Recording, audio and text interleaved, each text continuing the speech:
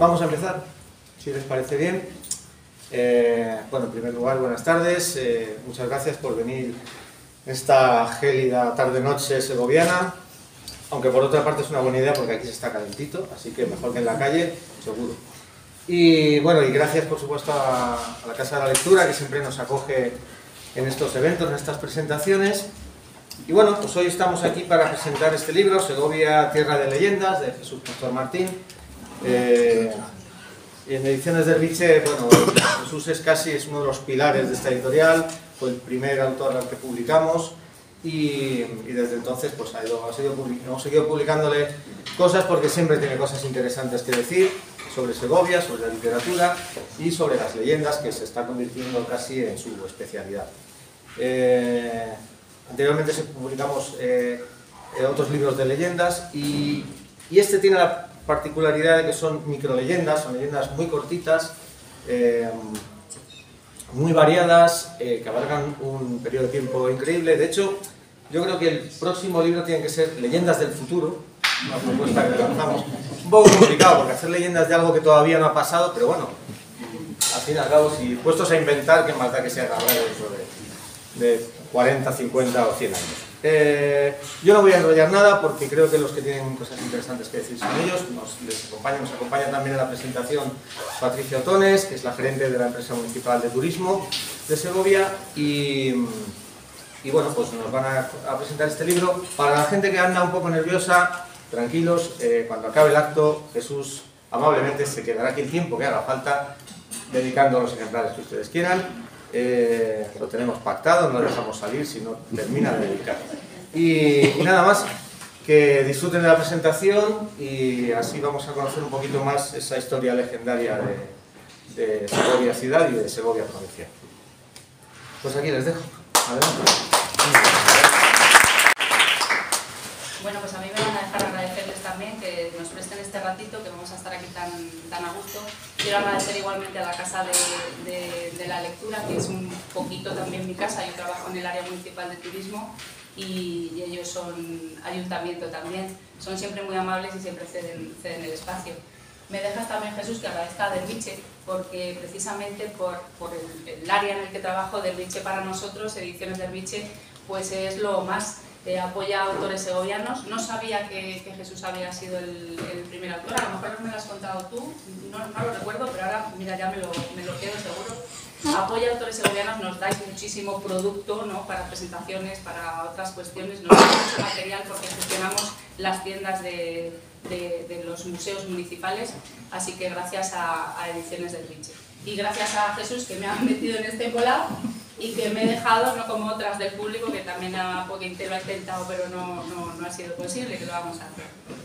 Yo les voy a contar un poco mi historia con Jesús, porque yo creo que si estamos aquí es un poco también por todas estas cuestiones, así que hoy colocándolo, bueno, estos días, ¿no?, colocándolo en mi cabeza, digo, si es que todo se ha organizado, ahora de repente todo se ha organizado. Saben que Jesús es doctor en Filología Hispánica, que fue catedrático en el Instituto Ángel del Alcázar, y ahí es donde nosotros nos conocimos. Él vino a Segovia, venía de Castilla-La Mancha. Tu destino, entiendo que de Consuegra. De Consuegra en concreto, sí. Por cierto, mazapanes exquisitos y un calor de muerte. ¿Fue Segovia tu primer destino? O sea, tu destino definitivo. No, en Consuegra tenía destino, por eso soy doctor. Me metí a hacer el doctorado para sacar puntos, para hacer puntos, para salir de aquel infierno. Y digo infierno porque es que empezaba a hacer calor casi en enero. O sea que bueno, pues sí, los que somos de Segovia nos sobran siempre las chaquetas. Bueno, a pesar de que sigo teniendo que le afecto al pueblo, que por entonces no se lo tenía. Pues yo estaba estudiando en el Ángel de Alcázar. Se estaba fraguando allí un poco lo que yo creo que, y tú lo sabrás mejor, Jesús, lo que yo creo que hoy en día es el bachillerato. Allí se estudia bachillerato técnico industrial, era bachillerato técnico industrial y bachillerato de ciencias humanas y sociales. Yo estaba en ciencias humanas y sociales y yo estaba en cuarto, ya no existía COU aquí, ya era cuarto de bachiller, que era como el COU. Yo estaba en el último año y llegó Jesús y nos dio, daba literatura, nos lo daban como optativa. Y yo me apunté. Me debió de gustar tanto el profe, tanto la literatura, que repetí un año para quedarme otra vez y la volví a elegir. Así que estuve 2 años allí tan a gustito. Anécdota y seguro que te acuerdas. Sí, bueno, a ver, se lo he recordado alguna vez porque además me quedó un recuerdo de Patricia muy peculiar. Por cierto, habíamos hablado el otro día de que esto lo íbamos a hacer en plan dialogado, no iba a ser una cosa de que yo luego suelte una conferencia, sino y nos vamos a interrumpir. Lo digo porque, y empezamos ya con una especie de leyenda extraña, ¿verdad? En esos años gloriosos, bueno, pues que tengo aquí otra alumna de aquellos años a la que se ha referido como que lo intenté también con ella y fue imposible. Y además ahora le he dicho que si luego quería leer algo y me ha dicho que no trae las gafas, pero bueno, y que es Maite. Y tenía yo 29 años, que me parece imposible haber sido tan joven a estas alturas, pero bueno. Entonces, recuerdo el año que repitió Patricia, que estaba en una clase que era, así como la anterior, había sido una clase que eran 8 o 10 nada más, y eran todos muy tranquilitos y tal, y entre ellos estaba otra muchacha a la que luego he seguido viendo, porque trabajaba en el peor sitio que se puede trabajar, ¿no? En la consulta de un dentista. Y bueno, y entonces... y luego, cuando repite Patricia, le va a tocar en una clase tremenda, que además lo recuerdo perfectamente, eran terriblemente movidos, el más popular era la Fora, ¿verdad? Y junto a la Fora, pues, Arcones, César Arcones, que acabó seleccionando hasta la selección española de fútbol sala, y gente muy... O sea, pero gente muy original, era una clase muy original. Y entre ellas había una chica que acabó luego en Inglaterra, no recuerdo, creo que se llamaba Belén, ¿no? Bueno, el caso es que, lo digo porque viene el recuerdo que tengo más nítido de Patricia, que por cierto tenía el pelo rizado, pero las chicas luego hacen trampa y se lo van cambiando, pero... Entonces, en esas edades en que los chicos parece que se han convertido en pavos reales y las chicas en, yo no sé exactamente qué, la reina de Saba, en princesitas, y van todos imponentes y son todos guapos y tienen todos buen tipo. Hasta yo he pasado esas edades. Como puede decir Luis, que iba a mi clase, ¿verdad? No sé si éramos igual de guapos, yo creo que sí. Bueno, total que de pronto estaba, yo cuando llegaban y con la bulla que hacían hasta que se sentaban, pues yo iba leyendo el periódico, pensaba, digo, cuando tal, y de pronto se monta un jaleo tremendo. Entonces uno levanta la cabeza pensando, a ver qué pasa, porque... Y me encuentro con que Patricia, que se ponía en primera fila, coge un cuaderno, estos grandotes, y lo pone delante y me dice, tú no mires que eres un hombre casado. No me acuerdo. No lo recuerdo. Cuando se me intenté recordar. No lo recuerdo. Bueno, ¿y qué había sucedido? Pues esta Belén, que he dicho que era una niña monísima, pues se había puesto ese día los plumajes de gala y aparecía pues con una minifaldita, con los labios pintados, peinada. Claro, entonces en época de celo, además, el macho sale a relucir y claro, pero lo de la frase está, lo de no tal, me entró un ataque de risa, y es de estas cosas que se le quedan a uno de esto y dice, anda, qué chica más graciosa. Tantos días y tantas cosas y se quedó con eso. Pero bueno, por cierto, en aquellos años estaba Pablito entre los profesores, que está ahí y me hace mucha ilusión verle. Bueno, pues ahí empieza una mini relación profesor-alumno, pasa mucho tiempo y de pronto empiezo a colaborar con turismo por encuentros casuales, bueno, primero a través de Clara Luquero, a quien tengo mucho que agradecer, es decir, se me ocurrió irle a proponer una cosa, pensando que era un plan interesante para que hicieran las guías de turismo, y salí contratado para ese verano a hacerla yo, o sea, un paseo por Segovia. Entonces, me dejó tan sorprendido que, bueno, pues hice los paseos, luego me llamaron para más cosas, y bueno, pues aparece de pronto. Es que entre un momento y otro pasaron muchos años. Yo estudié en turismo, me dediqué a lo mío, a hacer ahí bagaje profesional, vuelvo a Segovia, empiezo a trabajar en la empresa municipal de turismo, mi concejala por aquel entonces, Clara Luquero, de Cultura y de Turismo, y un día Clara me dice, hay una idea estupenda, vamos a hacer paseos teatralizados, nos encaja a la perfección porque nosotros habíamos nacido en el 2004, justo hoy estamos haciendo los 18 años, y habíamos creado la central de reservas, con lo cual necesitábamos productos. Seguro que ahora mismo todos están pensando en visitas teatralizadas que hemos hecho, visitas temáticas, visitas en torno a de diferentes recursos, ¿no?, de la ciudad, pero entonces no teníamos material. Y yo un día despacho y Clara me dice, tenemos una propuesta, vamos a hacer paseos literarios. Me lo vende, me lo cuenta, me parece estupendo, nos ponemos a ello y me dice, los va a hacer Jesús Pastor. Y entonces en ese momento me emocioné, porque Jesús Pastor había sido mi profe y de repente era volver a... yo había sido su alumna y ahora iba a ser yo la que iba a organizar un poco y él iba a ser el colaborador, así que me colocó en otra posición y yo estaba emocionada. ¿Qué pasa? Que a los poquitos días le veo a Jesús por la calle, le abordé, yo no sabía si él se acordaba de mí o no, había cambiado, le abordé, le cuento emocionada todo, soy Patricia Torres, si te acuerdas, Clara Luquero, mi concejala, me está diciendo de ti, y pues los que le conocen saben que también funciona así de vez en cuando, me cogió distancia, se puso muy serio y me dijo, ¿y tus rizos? Después de eso, menos mal que la relación ha ido bien, trabajamos mucho y ahora puedo decir que es uno de los grandes colaboradores de Turismo de Segovia. Le hemos pedido muchas cosas, me tengo que poner la gafa como Maite, que no ve, yo tampoco, para decirles. Hemos hecho nosotros diferentes proyectos a lo largo del año y a lo largo de todos estos años, quiero decir. Entonces, ha hecho visitas guiadas en torno a María Zambrano, a Antonio Machado, a Julián María Otero, a San Juan de la Cruz. San Juan de la Cruz creo que lo repite todos los años. De hecho, sí, aprovecho para invitaros este año, que será el día 17. El 17 y saldremos de la plaza. Sí, esto dentro del proyecto Segovia con Alma, que este es nuevo de este año, pero lo hemos encajado ahí porque funciona muy bien. En el año 16, en el 2016, hiciste algo sobre Cervantes, el siglo de oro en Segovia. También has hecho este año, porque conmemoramos el aniversario de la Declaración de Segovia como paraje pintoresco, has hecho aquí también una rutita literaria por los valles. Sí, sí, un paseíto por el Valle del Ledesma y del Clamores, que, bueno, pues salió bien. Digo, salió bien para mi sorpresa, porque había que pagar 10 euros para apuntarse y se apuntó gente. O sea que bueno, que bueno, pues ya es buena señal. Sí. Y además ha hecho textos, porque también saben que nosotros hacemos muchas visitas teatralizadas, ha hecho textos para diferentes grupos de teatro y ha hecho visitas teatralizadas en torno a Isabel la Católica, Añorada Sefaraz, El Buscón Don Pablo vuelve a Segovia, El arte de amar, de Ovidio Nasón. Has hecho conferencias, has hecho talleres, nos ha dado textos para diferentes publicaciones que se han hecho desde el ayuntamiento. Pero les decía que hoy un poco todo se me coloca, porque una de las tareas mías en la empresa municipal de turismo, tocamos muchas patitas porque el turismo es transversal y se nutre un poco de todo.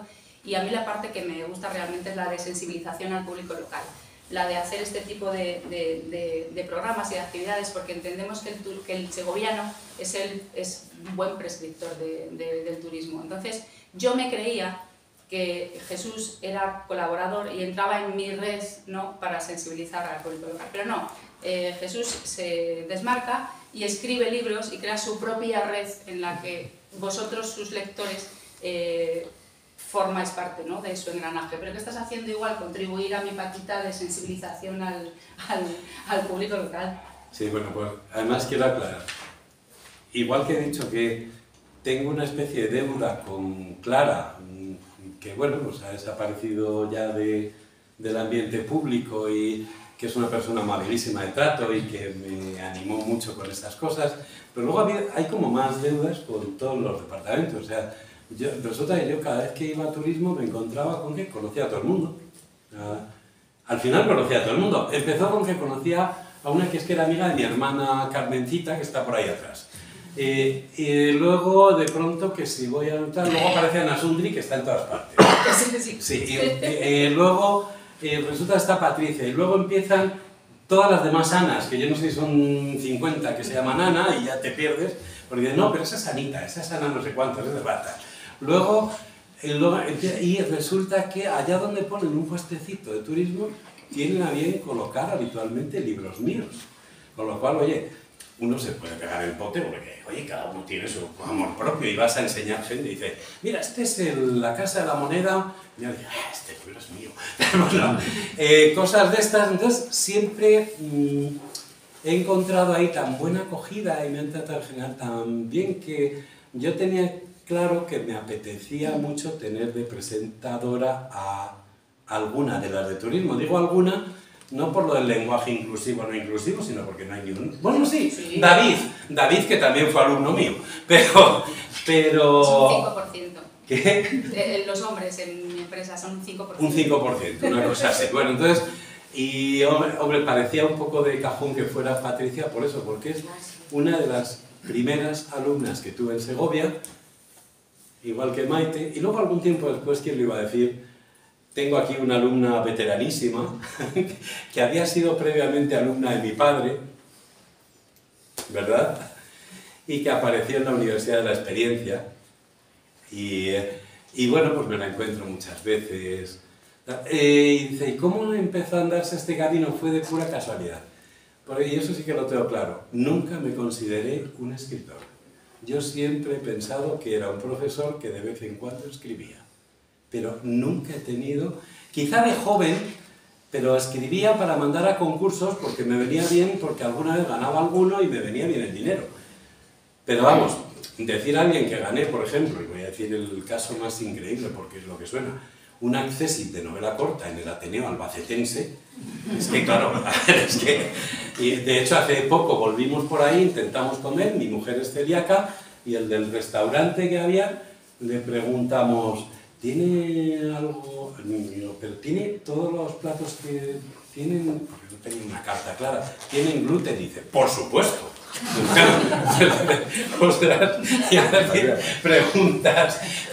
Y haces preguntas, pero seguro que dice uno de los que espera que pregunten a la cocinera, y dice el del no, ¿cómo no van a tener gluten? Así que no, quiero decir que en ese lugar que en el fondo también es un poco legendario, ¿verdad?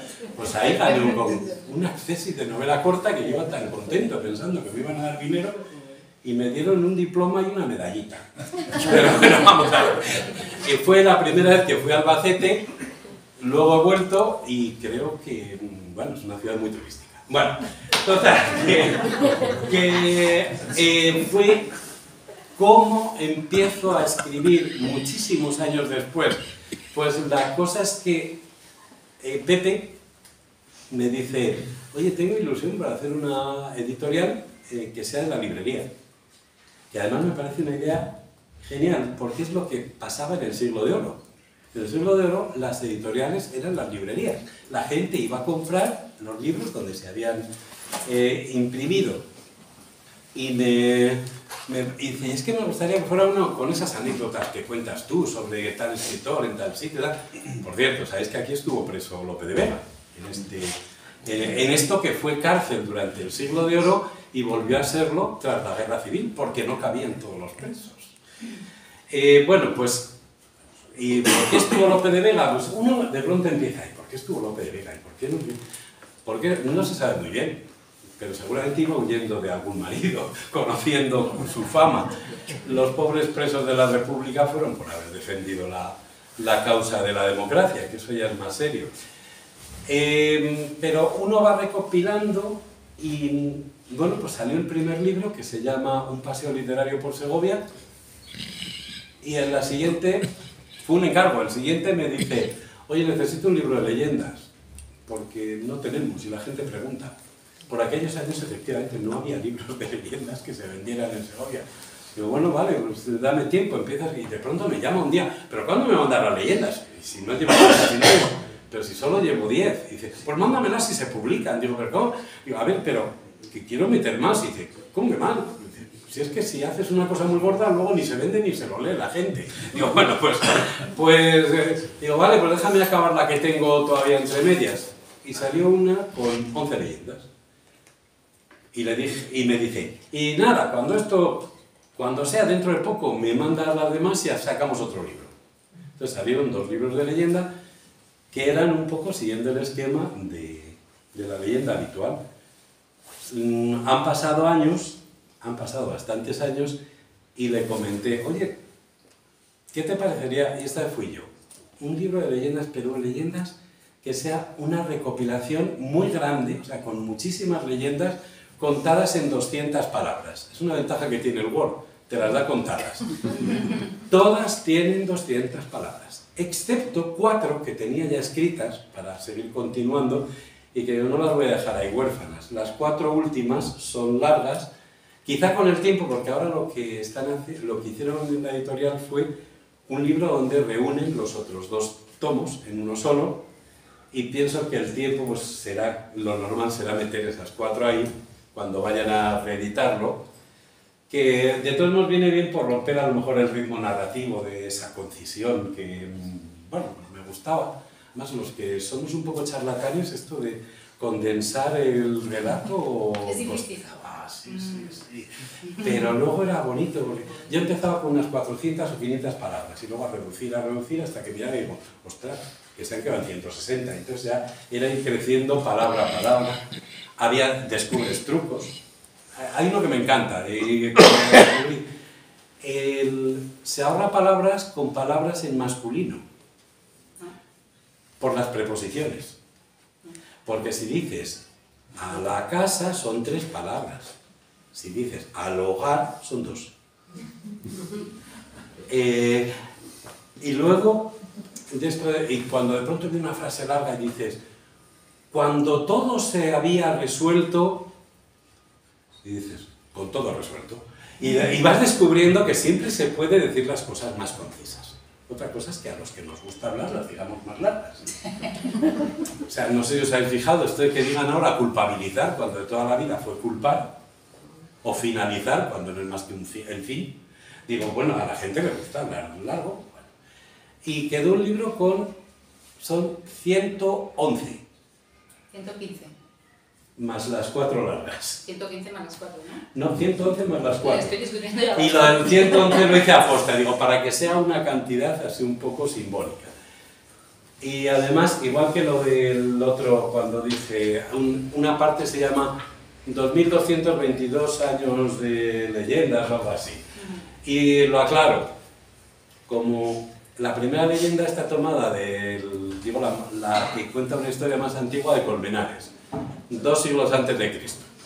Y estábamos en el año 2022, digo, más 200, digo, ostras, qué bonito, 2222 años de leyendas. Bueno, y se fue rellenando con leyendas que me iba contando la gente, porque unas las iba buscando, otras... Pero, por ejemplo, es que aquí veo mucha gente que ha contribuido al libro, o sea, veo aquí a Luis, que en un momento dado, me dice, ¿no has mirado la del pino, la de no sé, la de la cueva de la mora? Y entonces ya te guían, porque hay muchas veces que necesitas que alguien te guíe. El otro Luis, en un cumpleaños, se me ocurre decirle, pues de tu pueblo no hay ninguna leyenda. Dice, ¿cómo que no? Mi abuelo contaba 2, dice, lo que no sé si se las inventaba. Y me las mandó por WhatsApp y digo, pues sí, son muy chulas, la de la cueva que se meten ahí los carlistas y tal. ¿Quién más de los que hay aquí me ha contado? Pues, por ejemplo, ahí que está por ahí atrás Rubén, el canta, ¿no? Que de pronto me paro con él y dice, hombre, está en Santa María la de la serpiente, que está no sé qué, y luego que si y en Cuevas de Probanco, y entonces ya te pones a buscar, las encuentras. Había gente que te iba guiando hacia leyendas, y aquí está Mariano, que por más que lo intenté, él mismo me dijo, en Valtiendas no hay ninguna leyenda. O sea, y además, claro, porque es que uno se pone a mirar y dice, pero si es que en casi todos los pueblos de Segovia por lo menos está la de que va un pastorcillo, se le aparece la Virgen y le dice, hay una estatua mía que está escondida en no sé dónde, y entonces esconde, y ahí sale la escultura que la escondieron de los moros, aunque se vea que es del siglo XVI, pero la escondieron de los moros. Y entonces, y de esas hay, de esto mira y digo, ostras, esta no la puedo contar porque necesito 5 libros, como cuente todas. Y al final conté 2 o 3 de estas de aparición, una muy divertida, que es un lagarto el que se aparece, no la Virgen, y se pone a hacerle gestos obscenos al pastor. No sé si has llegado a leértela. Yo tengo mi preferida que la quiero leer. ¡Ay, me encantará! Y bueno, y además quiero comentar un detalle. Me hacía mucha ilusión que me presentara Patricia, una de mis primeras alumnas en Segovia, y que leyera una leyenda, una de mis últimas alumnas, que es una mujer pakistaní. Estoy dando clase de español para refugiada, que está con su marido, sus hijos, que venían a las clases, una familia maravillosa, ella encima tiene la edad de mi hija, con lo cual pues como que me daba casi más ternura esa familia. Y os digo, y además les había llevado una leyenda para que, como era cortita, llevaba 7 meses, pero la leía muy bien. Y me llega hoy este WhatsApp que casi se me salta uno las lágrimas. Os lo voy a leer, porque iba a haber leído la leyenda de la Sierra del Dragón, es decir, de 7 picos. Y me pone, no tenía ni mi número, de pronto veo mi número y me dice: hola, soy Anum. Lo siento mucho, pero no podremos venir hoy a la Casa de la Lectura porque recibimos una respuesta negativa del Ministerio y tenemos que salir de la casa que el 5 de diciembre. Por eso estamos tan preocupados que estamos en búsqueda continua de casas. Estamos en inmobiliaria ahora mismo. También tenemos que llamar a algunas personas para que alquilemos una casa. Así que no podríamos venir hoy. Quería decírtelo antes, pero no tenía tu número. Lo sentimos mucho. Espero que entiendas nuestra situación. Adiós, y al rato llega otro. Mi situación es tan estresante que creo que no podré actuar ni venir. Yo creo que la pobre se había seguido dándole vueltas. Lo siento mucho. Estamos muy preocupados y estamos buscando casa desde hace 15 días. Recuérdenos en sus oraciones y muchas gracias por su amabilidad. Es de esto que a uno le emociona ver estas cosas y bueno, pues da mucha rabia. Da mucha rabia, pero bueno. Le mandé una contestación y luego me contesta: muchas gracias por entender nuestra situación, pero pobrecilla. Bueno, entonces nada, pues la pobre Anum no nos va a leer la de 7 picos, que además cuando acabó dice: me gusta más la de la mujer muerta. Pero bueno, pero ¿qué le vamos a hacer? Y antes de nada quería comentaros que en realidad la primera leyenda está antes de poneros a leer. No vale. Mira. Aquí donde le veis soy yo. Esto sí que es una leyenda. Mira que, ni una cana, no tengo arrugas. Le dije a Pepe, pero hombre, que te paso una foto más nueva. Y dice, pero ¿qué dices? Vas a estar mucho mejor aquí. Entonces, por cierto, esta fue de cuando saqué el primer libro. Y uno dice, joder, cuando me miro al espejo no noto que cambio tanto. Bueno, perdona, Patricia. Sí. No, iba a decir que por eso la dedicatoria, ¿no? Que... Vale, dice, sí. a las gentes de pueblos que luchan por conservar su memoria, sus tradiciones, sus leyendas y su propia supervivencia amenazadas por el olvido, con especial mención de saharauis, palestinos, ucranianos, kurdos, armenios y los pueblos precolombinos de América que mantienen su cultura a base de tesón, heroísmo y amor a la tierra. Bueno, esta dedicatoria, oye, pues uno de pronto dice, joder, si lo hizo Patricia, no sé inglés, se escribe Patricia Highsmith, supongo que se pronuncia como es Mariano Highsmith. Bueno, pues entonces, tiene, que es una escritora de novela negra y en una de ellas se la dedica a los pueblos. Dice, y no tiene nada que ver con estas cosas, pero se lo dedica a los pueblos que luchan por mantener su... Y cita precisamente a los kurdos, por ejemplo, y a los saharauis también. No, a los saharauis. No, a los palestinos. Y pensé, digo, bueno, llevo unos cuantos meses trabajando con refugiados y es impresionante lo que llega a marcarle a uno. Lo digo porque empezó la cosa con que me llamaron de... Estos últimos meses ha sido... Me llaman de Cruz Roja que necesitan gente. Yo pensé que iba a ser para dar clase de castellano, ¿no? Y de pronto me dicen, no, lo que hace falta es alguien que conduzca una furgoneta. Cualquiera que conozca mi habilidad como conductor, creo que se hubiera asustado de lo que estaban haciendo. O sea, digo, esta gente va a haber sobrevivido a una guerra y lo mismo acaban Los Ángeles de San Rafael. Pero oye, me puse el chaleco de Cruz Roja, me puse al volante y oye, como un señor. Y pasando todos los días a las 6 de la mañana las curvas del pantano de Revenga y yo pensaba, sobre todo el primer día pensaba que no noten que estoy acojonado. Pero bueno, a ver, bueno, creo que lo notaron los del primer día, pero bueno, el caso es que luego seguí y cuando fue la oleada de ucranianos, ahí conocí, pues por ejemplo, una de las últimas así que se han incorporado a las clases de castellano, que es una mujer que trae a su niño, es un encanto, que se llama Iván, ella se llama Tatiana, y a su madre, que se llama Julia, y en una de estas dice, mira, y me enseña la foto de tres, un señor con una escopeta y dos chicos, claro, sus otros dos hijos y el marido. Y también dices, joder. Bueno, pues eso, esta gente, total, nosotros podemos sacar estos libros con leyendas que seguramente se van a perder, muchas, si no se recogen. Tenemos la suerte de que ahora Internet, hay gente que está metiendo leyendas de pueblos desaparecidos incluso. Entonces, bueno, eso de la España vaciada, más vale que al menos se conserve la palabra. Todo lo que, digamos que mientras esté escrito y si alguien lo conozca, no han muerto esos pueblos. Pero claro, estos otros que están luchando por sobrevivir como pueblos impacta más. No es que necesiten. Bueno, total, bueno, pues estas cosas que uno, aprovechando que uno está jubilado, le da tiempo, más tiempo de pensar. Y fue fraguándose así, un poco hasta la dedicatoria, que es lo penúltimo que escribí. Porque lo último, yo creo que no ha venido Isabel, fue cuando estaba ya todo preparado, de pronto me encuentro con una secretaria de la universidad que se llama Isabel y le digo, en tu pueblo no hay leyendas. Y dice, ¿cómo que no? Y me cuenta dos. Digo, bueno, pues ya las colé. Son de Juarros de Río. Y sigue habiendo, o sea que yo siempre pensé, este será el último libro. Es que, no lo sé, ya sí que no me atrevo a pensar.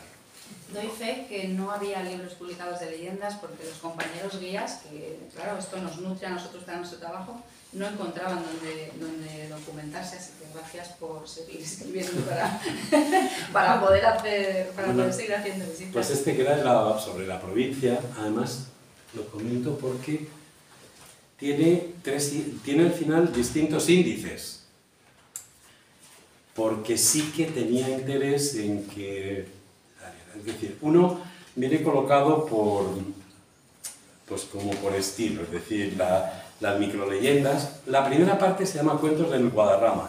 Son casi 20 leyendas cortas sobre montañas, sobre las montañas y tal. Y es el que se lo tengo que agradecer a Luisma, que es el que me metió el gusanillo de las montañas. Sí, a lo mejor yo también te metí algo más de gusanillo, pero nos íbamos recorriendo y nos íbamos contando las historias y tal, y al final, pues luego viene la de Crónica Legendaria, 2222 años de historia, que está contado como si fuera la historia. Y van como por orden cronológico, empezando por la de la destrucción de Coca, que aparece en la historia de Colmenares, donde, por cierto, dice Colmenares que tenía 20.000 habitantes Coca, que eso, oye, hombre, pero ya se sabe que los de Segovia somos como los de Bilbao, y se hace falta, pues bueno, 20.000 habitantes en el siglo II a.C., vamos, esto era más que Babilonia. Bueno, total, y empezando por ahí, pues hasta llegar a la última que se ha incorporado, y la última que se ha incorporado es un invento del escultor Abella. Que esa es mi preferida. Así, perfecto, porque así que la vas a leer. Tened en cuenta que esta leyenda la ha creado Abella, con una simple escultura, ¿verdad? Ha colocado una escultura y pronto, ¡ostras! ¿Qué? Porque hasta ahora teníamos la leyenda de la niña, lo que no teníamos era la del diablo. Bueno, y luego la última parte son las leyendas absurdas. Porque es que hay auténticos disparates, o sea, y algunas me encantan. O sea, hay una que es que me encanta, la leí en buscando, porque vas buscando y mirando blogs, de un blog de alguien de La Losa, que tiene una que dice que uno que se cae en una tolla y está ahí hundiéndose, y entonces, que era Paco el Pocero, y se acuerda de que, oye, que cuando se peleaban, que tiraban del pelo y arrastraban. Entonces se agarra el pelo, tira hacia arriba y se la dice a Patricia. Otra, porque esta me la contó Yello, que seguramente se inventó la mitad, la cuarta parte, toda o nada. En serio. Bueno, y esta es que luego la cuento y le digo a mi mujer que pues cuando la leyó dice, uy, esto me recuerda, la anécdota que va a contar está muy bien. Toma, cuando quieras puedes leerla o seguimos hablando. quieras tú. Como quieras, si quieres seguir hablando. Pues vea, No le leo y provoques. hablamos sobre esta. No, sobre... léela, no le provoques. ¿Eh? Que te ha dicho que lo la leas, pues sigue hablando. Digo que no le provoques, que léela. Muchas gracias, Diego. Bueno, es la leyenda 93, la del diablillo del acueducto. Primero les cuento, el diablillo se lo regaló a Bella la ciudad de Segovia y para nosotros fue también un poco una bendición porque lo colocamos, ya saben, a la subida de la calle San Juan, porque lo que queríamos trabajar en ese momento era un poco diversificar los flujos del turismo por otros lugares, que no todo el mundo subiera por la calle Real. Conseguimos, al colocar el diablo, que un colectivo de la ciudad que no estaba muy a favor recogiera firmas y eso llevó un poco a hacer una noticia. Se hablaba por ahí que en Segovia estábamos fomentando el turismo satánico. Entonces, hubo muchos periódicos y muchos telediarios de todo el mundo que pusieron Segovia en el mapa, con lo cual me encanta, con lo cual se lo leo. Esperad que no veo. Dice: el diablo torpe arrastra a duras penas la cola y las patas de cabra. Su físico rechoncho causaba más simpatía que miedo, y su carácter indolente acabó por relegarlo a tareas de intendencia infernales. Él fue el primer sorprendido cuando lo requirieron. Urgía presentarse ante una aguadora segoviana que había ofrecido su alma al diablo a cambio de no subir nunca más las cuestas con los cubos rebosantes de agua. Era un alma asequible y se acordaron de él. Aún así recibió un ultimátum: si fallas otra vez, te convertirás en estatua de metal. El diablo se apareció a la muchacha y selló el acuerdo. Antes de que cante el gallo habré terminado el acueducto que llevará agua a lo alto de Segovia. Le gustaba la tarea. Acarreó y colocó enormes bloques de granito con enorme rapidez. Es el acueducto más bello del mundo, pensó en un ataque de vanidad, y decidió inmortalizar el momento. Orgulloso de su obra, se sentó, sacó el teléfono móvil y se hizo un selfie con el acueducto de fondo. Cantó el gallo. Faltaba por colocar la última piedra que aún sujetaba con la tenaza. En el pollete quedó su estatua, sonriendo feliz. Chula, ¿no? Bueno, pues voy a leer la otra porque esta es, digamos, tiene un gusto especial porque es como los cuentos del Decamerón. Y es que lo que yo no sé si la puse entre las extravagantes. Es de Autoria. Es que luego hay un índice con las poblaciones de donde se han tomado, donde transcurre la Autoria, 109, donde transcurre la acción. Esta es de transcurre en Autoria. Y entonces tiene que ver con... Existe la tradición de que ahí hay un milagro, que, bueno, una leyenda, que el sol sale, sí que lo habéis oído, ¿no? Sale girando. Y que además pasan cosas mágicas la noche de San Juan. Se llama... Perdón. 109. Es que como hay por un lado página y por otro numeración de leyendas, me he ido a la página. Leyenda 109. Milagro en la noche de San Juan, Autoria. Eugenia y Esterilio, esto sí que están puestos los nombres con mala... Esterilio. Y Eugenia quiere decir bien nacida. Eugenia y Esterilio llevaban casados 13 años y no habían tenido hijos. Así que acudieron a la ermita de San Antonio de Juanillos, donde el día de San Juan el sol recibe al verano girando y temporalmente los estériles se vuelven fértiles. El cura don Fructuoso, también el nombre les propuso entrar en la ermita, pero Esterilio, poco amante de beaterías, declinó la invitación. No importa, la madre es quien aporta el vaso, contestó. Al alba, Eugenia salió con gesto satisfecho. Ni rezar hizo falta, marido. Don Fructuoso sacó el hisopo, me hizo arrodillar frente al santo y por detrás me bendijo con unos cuantos asperges. Dice que si no me preño, vuelva a insistir al santo, porque él siempre tiene el hisopo a punto. A los 9 meses nació un niño que cristianaron en Juanillos. El cura propuso llamarlo Fructuoso.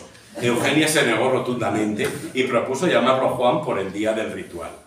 Esterilio prefería Antonio, por el santo de la ermita. Salomónicamente lo llamaron Juan Antonio.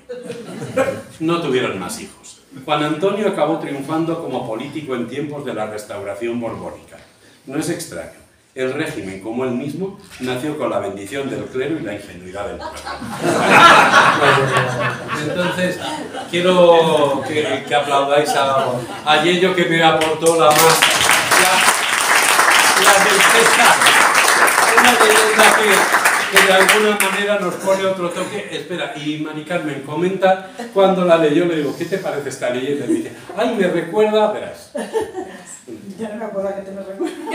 A lo de el pueblo aquel que se había quedado una embarazada y...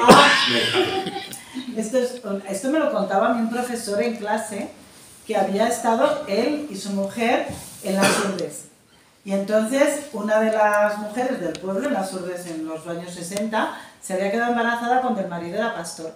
Y entonces me lo contó García Vega, y me dijo que la mujer se quedó embarazada y bueno, pues llegó el pastor después de 6 meses de estar por ahí, llega otra vez a Extremadura, ya después en el invierno, y le dice, ah, que la mujer está embarazada, y dice, pero no puede ser, si yo no estaba en casa. Y le dijo el médico, bueno, pues será del Espíritu Santo. Dice, y entonces iba contando a todo el mundo que su mujer se había quedado embarazada del Espíritu Santo. Hombre, eso hizo un tal José y ha durado 2000 años. Bueno, pues el caso es que, oye, os animo a que me leáis, porque total, yo vengo a hablar de mi libro, pero además que no tengáis ningún corte. Si de pronto pensáis que os sabéis una que yo no tengo, me la contáis. Porque desde que hice el libro ya tengo 5 más.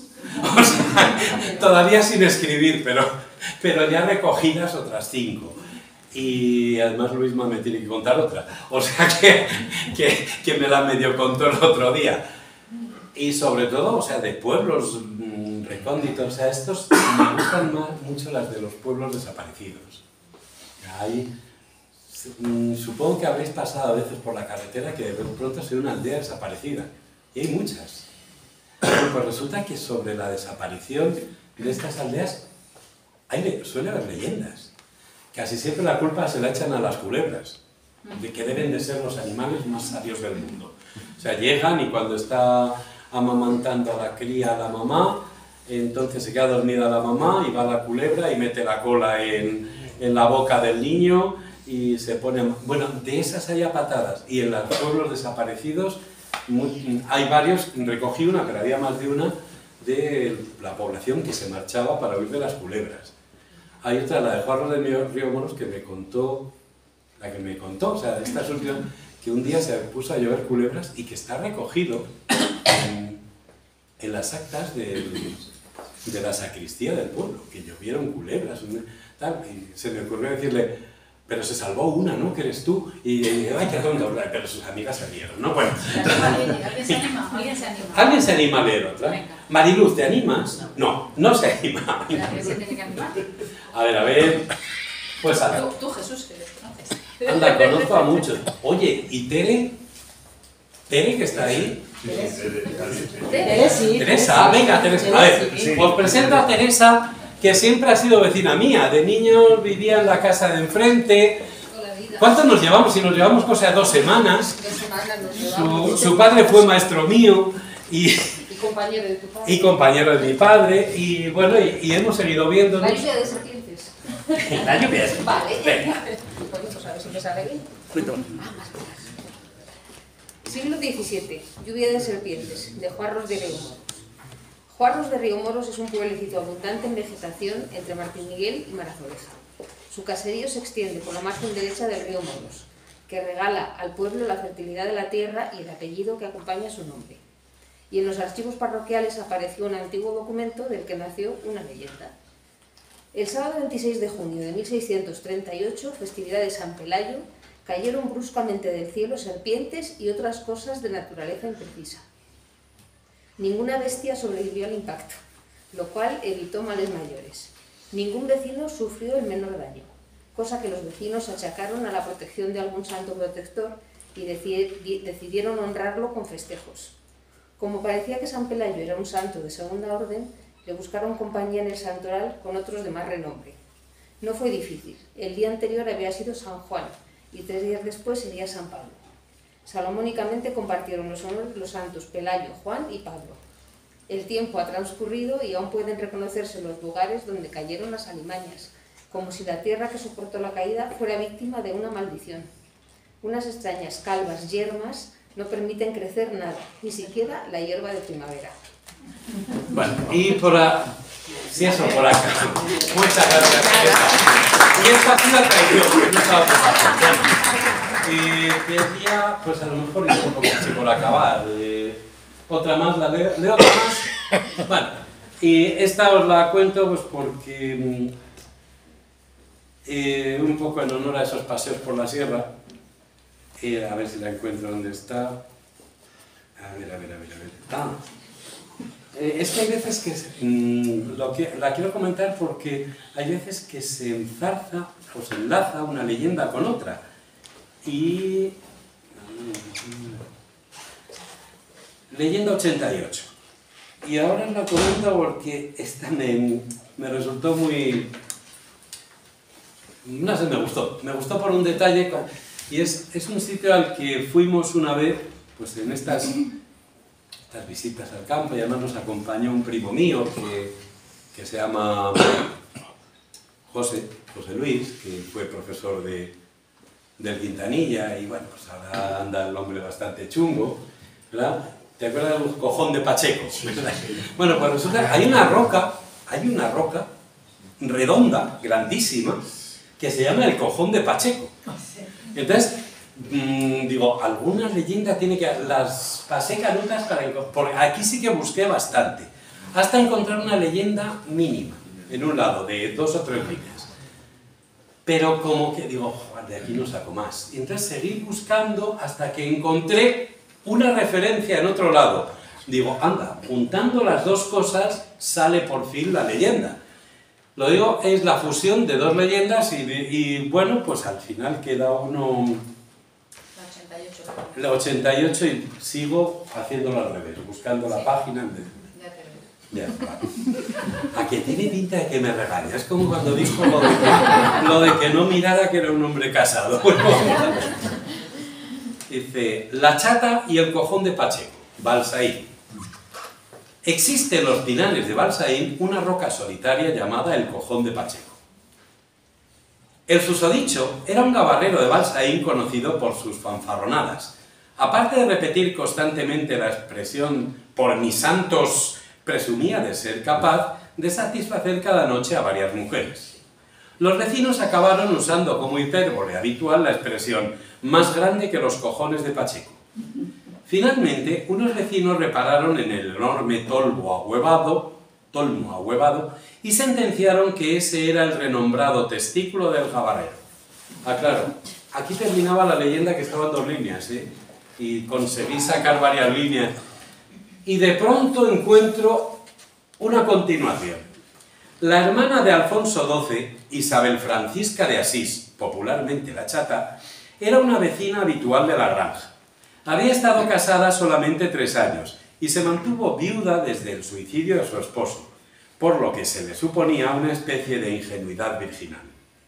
En una de sus estancias palaciegas, decidió pasear por los pinares acompañada de un guarda. Tropezaron con la roca y preguntó, ¿tiene algún nombre vamos a poner voz ¿tiene algún nombre especial este pedrusco? El guía, por no herir sus castos tímpanos, salió del apuro echando imaginación. Le llaman la pera de Don Guindo. Lástima, respondió la chata. Hubiera jurado que era el famoso cojón de Pacheco. La infanta tiene una estatua en los jardines. Pacheco, una piedra en el bosque. Vale.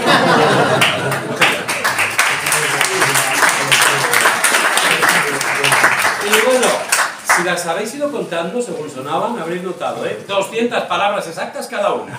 Bueno, y os agradezco mucho que hayáis venido, agradezco muchísimo a Patricia, si queréis, venga, comenta. ¿Me dejas acabar? Venga, te dejo acabar. Dice Jesús al final de su introducción y lo pone el editor en la contraportada: ojalá las leyendas permanezcan siempre en nuestra herencia colectiva. Nuestros antepasados nos las legaron como una riqueza inmaterial y existe una obligación moral de que las hereden nuestros descendientes. Es un deseo de Jesús, el mío es que ojalá sigas escribiendo, que nos des mucho, que nos des muchos libros, que sea por muchos años y que sigas colaborando con Turismo en Segovia. Bueno, vosotros que me ofrezcáis cosas que me encantan. Vale. Muchas gracias.